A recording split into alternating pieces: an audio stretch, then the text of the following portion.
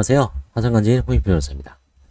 대법원 판례를 공부하는 시간입니다. 2023년 2023 그 17 결정을 공부해봅시다. 배당이의 소송이 있는 경우 경매에서 사안이게요. 이게 많이 있습니다. 이런 사건이. 신청인이 채무자에 대한 집행권한에 기하여 채무자 소유 부동산에 대하여 강제경매 신청을 하여 경매 신청인이죠. 강제경매가 개시되었습니다. 경매 이후에 채무자가 파산송을 받습니다. 이때 이제 관제인이 개입을 하죠. 신청인이 배당표 작성 후 근저당권자, 보조금 지급 지방자치단체에 대한 배당 부분에 관하여 배당 이의를 하였고, 파산관제인은 경매법원에 파산 선고 및 파산관제인 선임 사실을 알리면서 경매 절차의 속행을 요청했습니다. 이때 파산관제인은 두 가지 길을 선택할 수 있습니다. 강제 경매를 중단하고 임의 매각을 할 수도 있고요. 근데 이미 근저당이 있기 때문에 사실은 임의 매각은 큰 의미가 없습니다. 아니면 기존에 있는 강제 경매를 속행을 요청할 수 있습니다. 경매법원에 파산 선고 사실과 관제인 선임 사실을 이제 알리면서, 이때는 지휘승계는 아닙니다. 이미 별채권일 때는 이제 지휘승계인데, 이때는 경매 속행 요청서입니다. 신청인이 제기한 배당이의 소송에서 신청인이 청구를 인용한 판결이 확정됐습니다. 그래서 신청인은 기분은 좋았겠지만 경매법원이 배당 이의로 공탁된 배당금을 파산관제인에게 교부했습니다. 신청인은 집행에 관한 이의를 제출했습니다. 그렇죠. 이걸 뭐 자기가 배당 이의 소송을 해서 승소를 했는데 왜 관제인이 가져가냐. 근데 신청인도 채권자에 불과하죠.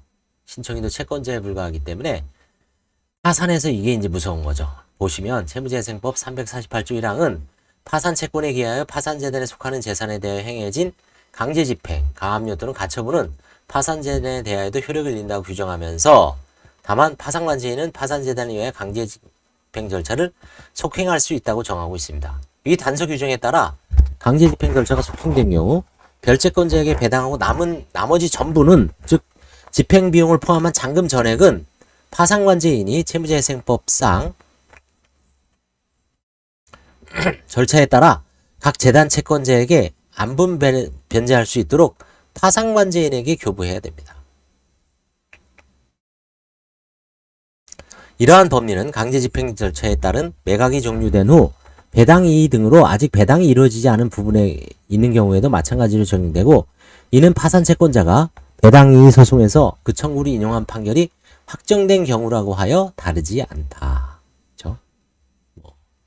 배당 이의를 한 이 채권자는 억울할 수는 있지만, 파산은 이제 파산 절차가 파산이 선고됐기 때문에 이때는 이제 파산 관제인한테 배당이 돼서 법에 따른 규정에 따라서 안분 배당을 해야 되기 때문에 어쩔 수가 없습니다.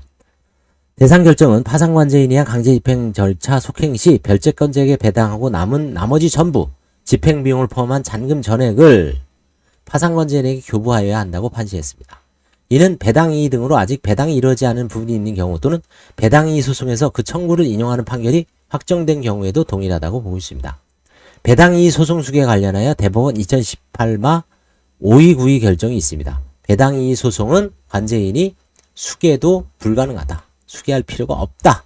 어차피 파산재단이기 때문에 그 배당 이의에서 승패 여부에 상관없이 파산재단이 증감에 영향을 미치지 않기 때문에 배당 이의 소송은 수계도 할 필요가 없다라고 대법원에서 설시를 했습니다.